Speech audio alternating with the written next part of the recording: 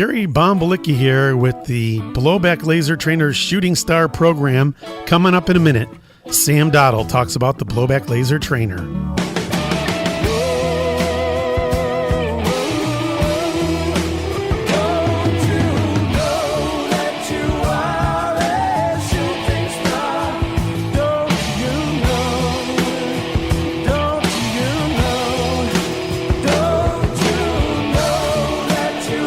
You're listening to the Shooting Star program with Gary the Bomber Bombalicki, and this is all about the Blowback Laser Trainer and what the Blowback Laser Trainer is all about, how we started it, and how it's being used in civilian life, military, and law enforcement.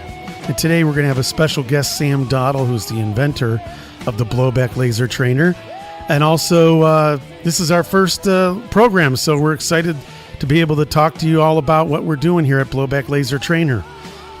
We invented the Blowback Laser Trainer basically so that we didn't have to go down to the range and spend time and money on bullets and ammo. And we could practice right in our house without having to go down to the range. Not that we don't like going to the range. We love going to the range. But sometimes we just don't, we're busy in our lives every day. And so we wanted to have something where we could practice at home and save on ammo, because a lot of people feel that going down the range and just throwing ammo down the point is sometimes maybe a waste of money. But, there's an argument to all that. And we'll be talking about all these topics here in the next couple months on this program. And the show is going to be produced by the insane Daryl Wayne. He's our executive producer here. Hello, Daryl. Greetings, Gary. How are you? Great. I'm glad that we're going to be able to do this. It's going to be a lot of fun. And today I'm honored to talk with Sam Dottle, who is the founder of the Blowback Laser Trainer and a good friend of ours. Hello, Sam. How you doing? Hi, Gary and Daryl. Good to hear you guys. Well, thanks for joining us on the program today. And everybody's interested how we started the Blowback Laser Trainer. And before we do, tell us a little bit about yourself and your background and how you got to even this point of the Blowback Laser Trainer. I started off many years ago in the aerospace industry. Worked for a company called Rocketdyne. Then got into what were called mainframe computers for IBM. Then moved into more specialized computers and supercomputers, and then kind of got off track of that and got into video systems and night vision systems. Anyway, just a lot of odds and ends stuff. The background that probably has some bearing on the Blowback Laser Trainer is more my interest in shooting and being an NRA certified instructor for handguns, rifles, and shotguns. That's kind of a little bit of a background. So you're shooting and you're an NRA instructor in all the different disciplines. And so what did come upon you to create this blowback laser handgun? I wanted to, well, let me back up a little bit. I have an engineering consulting business. Okay. We design products for other folks. And I wanted to be able to practice and train with pistols at least an hour a day. Okay. That was kind of my goal. And so, necessity is the mother of invention. So I tried a whole sequence of options. Starting with, I lived in a kind of a rural neighborhood. So although it was rural and there was room between residences, there wasn't really enough to, mitigate the noise of shooting, regular 9mm or more. So I thought, well, I'll try 22 shorts. And, see if they don't, they didn't make a whole lot of noise, so I'll try that. Well, of course, they won't cycle a pistol, so that didn't work. Fiddled around with a little pump 22, but that isn't what I wanted.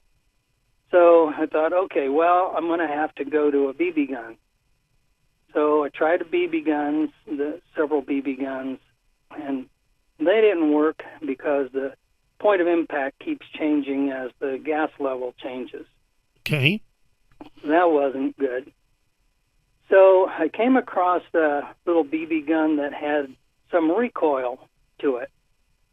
I thought, this is kind of interesting. Now, how do I take care of the BB situation? So we have products that had lasers in them. And I well, just see if I can put a laser in this BB gun. So I went about that, trying to figure out how to do that and modify the barrel. And then I had to figure out where to put a battery and all sorts of little things inside of a small form factor. So that was kind of the progress there. The whole point of this is that, I really wanted to be able to train. I didn't want to have to go gather up my gear, guns, and ammo, go all the way across town to where our shooting range was, wait around for a bench to open up. I guess I'm real super safety conscious. Right. So sometimes you get to the range and you got some boneheads, there. And yeah, we've all ran into those people. And then you have to wait. And then if a friend shows up, that increases the time there. You end up going to lunch, so on and so forth. So my 1 hour of training turned out to be, more like half hour, 45 minutes, and then, 4 hours later of just waiting and so on. Your significant other doesn't like it either, especially when you tell them you're going down to the range, and then they don't understand why you're not back in an hour. Exactly. Yeah, that's a big factor, actually. So you can't do that too often. So that was really the incentive behind the whole thing. Right. Well, it's ingenious, actually. Well, so here we are with a functioning laser handgun with a reasonable, fair amount of recoil, and that's kind of where it started. Yeah, what's interesting is that, and how it came about of us meeting through a mutual friend, Glenn Roberts, and doing business with him. He says, I know this guy that has this gun that's just an amazing product. And I'll tell you, if he had a way to market this thing, I think it would sell a lot of them. And he bugged me for like 6 months. And it's not that I wasn't interested. It's just I was so busy doing what I was doing. I was just sitting in my office one day and I said, you know what? I got to see this thing. And that's when we came up to see you for the first time. Yeah, and it didn't take long for you to realize and recognize that this was a valuable training tool. I actually saw it immediately, literally the minute I first shot it. The rest is history. I mean, and this thing is just taking off like wildfire right now, and we're real excited about that. But one of the questions I have for you that's real important to talk about is that I run into a lot of law enforcement officers, sheriffs, chiefs, deputy chiefs, training officers, regular everyday people that say, well, we use a Glock and we train with a Glock, so we have to have a Glock. I want to talk about that for a second and your feeling on that, because they said, well, if you're not using a Glock for your training, then you're not going to get the right training for when you're out on patrol or on duty.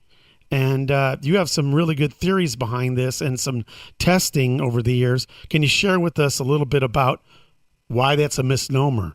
To do that, we need to kind of fill in a blank there that after I modified an off-the-shelf BB gun, that's when you guys came up, saw that. Then we decided, let's design a gun from the ground up. And so what we did is we poured into that design our experience. What we wanted was a general platform. Being an NRA instructor, we wanted something that was of the right size and weight, had a replaceable mag, ejectable mag, had all the characteristics of kind of the blended average handgun. So we worked hard to develop that, and you guys picked that up, ran with it, came up with a great tool. And so the tool, as we used it earlier and then into this new one, used in the classes, was very, very important. And we learned that the new shooter, the novice shooter, the first-time shooter, one good way to ease them into this was to use this general platform. We started them out without the recoil, then added the recoil. But to get more to your point, as far as why you would want to train with a platform that's more general purpose, because you want the repetition. You can take your personal firearm and attempt to train with that for the muscle memory that you need to acquire, but it takes thousands and thousands of rounds to do that. Most people don't have the time or the place or the money to do that.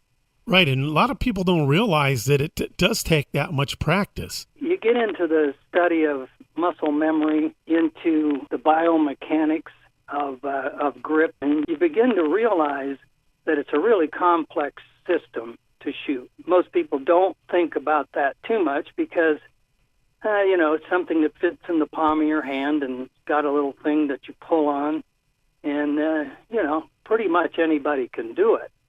But to become proficient at it is a whole different story. It really is. So there's where the repetition comes in. Okay. And take any, like a piano player, anything where you have to get to the professional level or the high efficiency level, and it just takes lots and lots of practice to do it. We don't want to get too deep into the biomechanics, but there's 27 bones in your hand, 34 muscles just in the hand alone, and those have to be orchestrated so that every time you pick up and aim and shoot that gun, it has to be same grip, the same sight picture each time. So only way you achieve that is through repetition. That's very true. And speaking of repetition, how does the recoil play a part in all this? Now, some people say, well, it doesn't have the recoil of a real gun, or nothing replaces smoke. You got guys that say nothing replaces smoke. And I know you have an answer for this.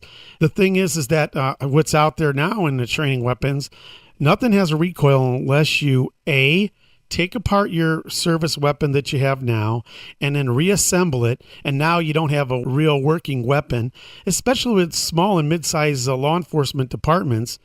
They don't have the budget to take a real service weapon, disassemble it, put all the ingredients in to make your own gun, a gun with a recoil.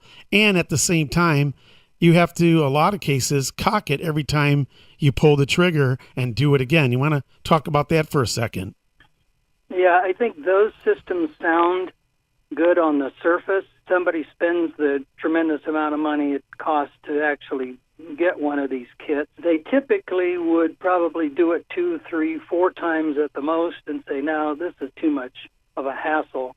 Besides that, I don't want to be taking my service gun apart, put it back together with different parts each time. Just seems like a really bad idea. And for the most part, for general manipulation tasks, there's a whole set of those, but a common platform gun like the blowback laser trainer is perfect because it gives you size, weight, and function, and you can do it in the comfort of your home. A lot of things that you might want to train on at with your gun, but you really can't do them at the range.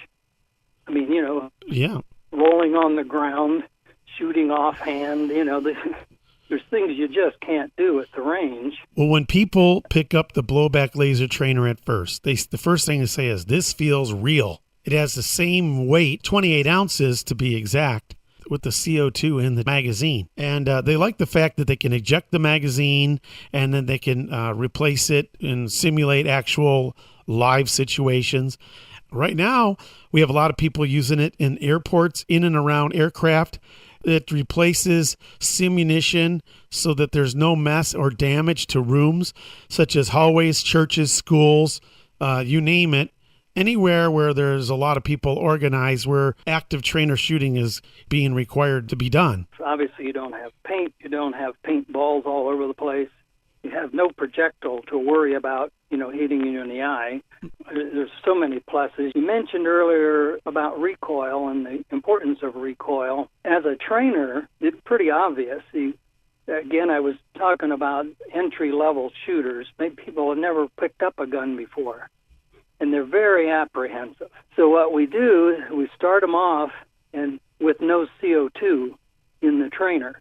So the blowback function doesn't work, but the laser function does. So what they can do is they can get started, learn the basics of grip, hold, stance, all those things, fire at a target, get the confidence that, wow, I actually can hit the target, and if I do this a few times, it gets better. And then once they get to that point, if you can get the gun away from them, because now they're really into it, and then you come along and say, okay, well, we're going to give you some recoil. So they're comfortable with it. They know it's not going to bite them, and then you can get the recoil going, and then they learn the recoil management. But the thing that really gets you is you realize you can shoot the thing without CO2, and after a while, you can hit the bullseye consistently. But as soon as you activate the recoil, that's a whole different story. Now that biomechanics has to manage recoil. Therein lies the need for lots and lots of repetition.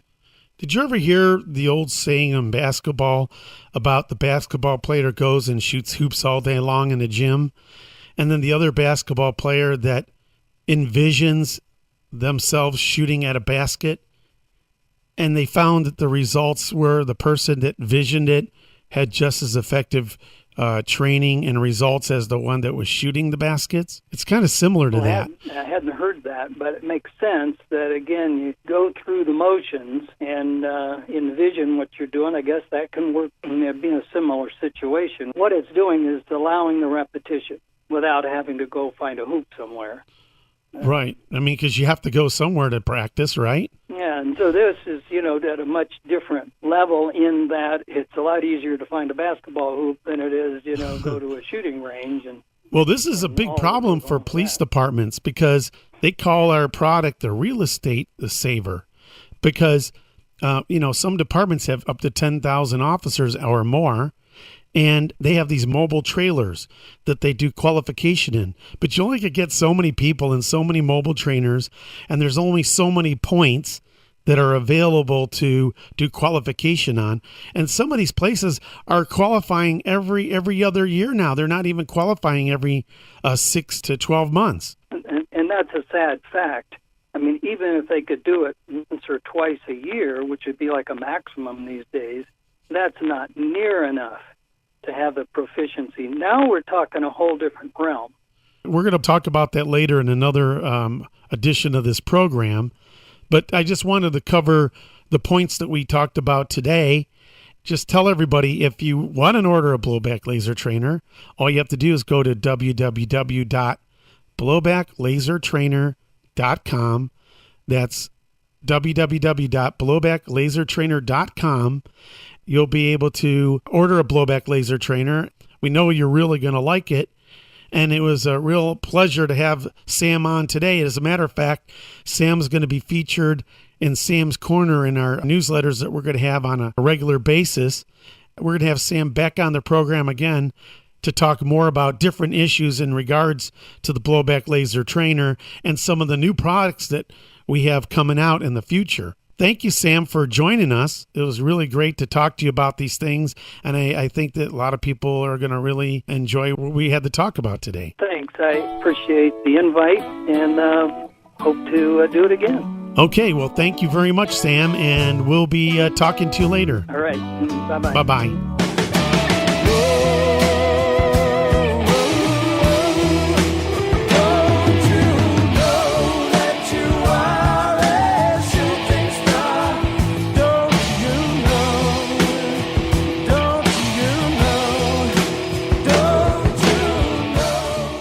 So this is our first edition of Shooting Star.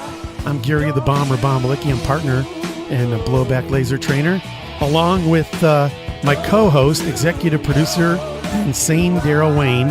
And we're going to be back next week with another edition of this program. And hopefully you'll learn a lot about the blowback laser trainer. Blowbacklasertrainer.com, folks.